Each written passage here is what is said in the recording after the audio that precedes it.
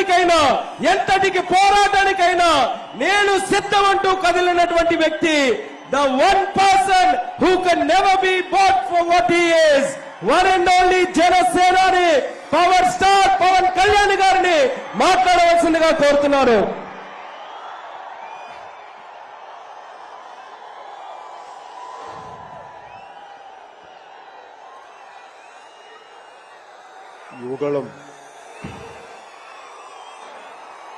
యువగళం సభకి ఆహ్వానించిన జాతీయ అధ్యక్షులు కింజరాపు అచ్చెన్నాయుడు గారికి,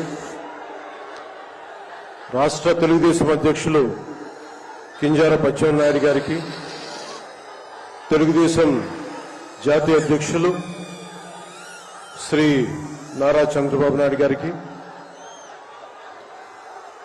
యువ నాయకులు, తెలుగుదేశాన్ని ముందు తరంకి నడిపిస్తున్న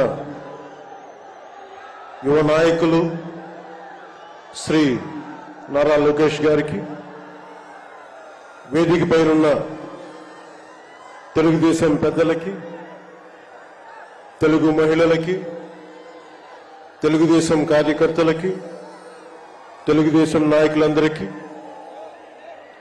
పేరు పేరున నా హృదయపూర్వక నమస్కారం. ఈ వేదిక పైన ఉన్న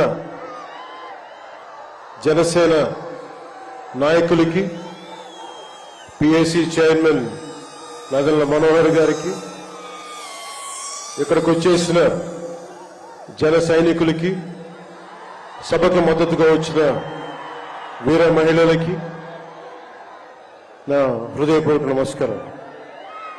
మా సోదరులు, సోదర సమానులు శ్రీ నందమూరి బాలకృష్ణ గారికి నా ప్రత్యేక నమస్కారం. ఈ సభని, యువగళాన్ని సభ ఇలా జరుగుతుంది, నన్ను ఆహ్వానించాలని ప్రతిపాదన వచ్చినప్పుడు నేను నాదెళ్ల మనోహర్ గారికి ఒకటి చెప్పాను.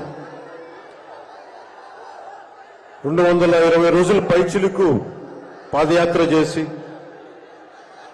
3000 కిలోమీటర్ల పైగా నడిచి 97 నియోజకవర్గాలు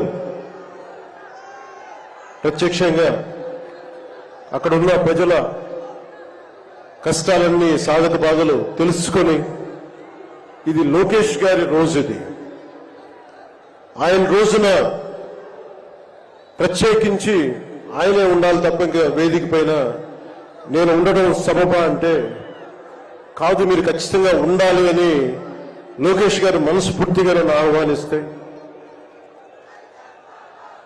4 దశాబ్దాల సుదీర్ఘ అనుభవంతో ముఖ్యమంత్రిగా, ప్రతిపక్ష నాయకులుగా శ్రీ నారా చంద్రబాబు నాయుడు గారు ఆహ్వానం మేరకు మనస్ఫూర్తిగా నేను ఈ ఆహ్వానాన్ని మన్నించి ఇక్కడికి వచ్చాను. పాదయాత్ర జగన్ గారి పాదయాత్ర లాంటిది కాదు, ఇది బొగ్గలు నిమిరే పాదయాత్ర కాదు, ఇది కష్టాలు తెలుసుకున్న పాదయాత్ర, మాటలతో ఉన్న పాదయాత్ర కాదు, చేతలతోటి చూపించే పాదయాత్ర. అలాంటి పాదయాత్రని చేసిన లోకేష్ గారికి మనస్ఫూర్తిగా నా ధన్యవాదాలు తెలుపుకుంటా ఉన్నాను.